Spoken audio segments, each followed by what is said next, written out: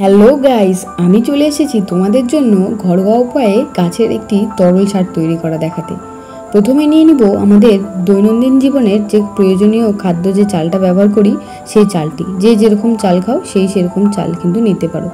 এইবারে চালটি আমি জলের মধ্যে মেশাবো।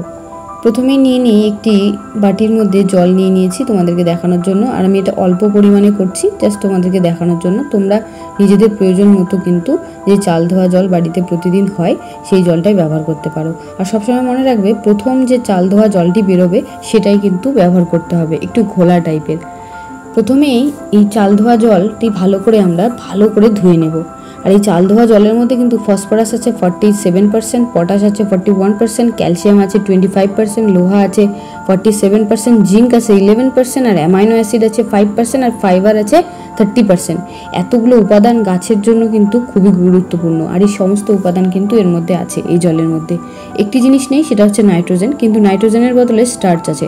আর স্টার্চ কিন্তু মাটির মধ্যে ব্যাকটেরিয়া এবং ছত্রাকের প্রচুর পরিমাণে বৃদ্ধি করে দেয়। আর এই মাটির মধ্যে বৃদ্ধি করার ফলে কিন্তু গাছ তার প্রয়োজনীয় খাদ্য এই মাটি থেকে শোষণ করতে পারে। আর সবসময় মনে রাখবেন 8 থেকে 10 ইঞ্চি টবের জন্য 200 গ্রাম চাল ধোয়া জল লাগবে। আর 12 থেকে 15 ইঞ্চি টবের জন্য 300 গ্রাম চাল ধোয়া জল লাগবে।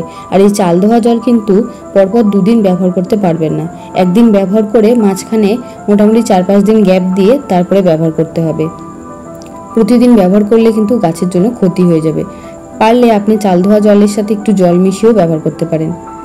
তাহলে এই ভিডিওটি কেমন লাগলো সেটা কিন্তু আপনারা সবাই জানাবেন। আর থ্যাংক ইউ সবাইকে।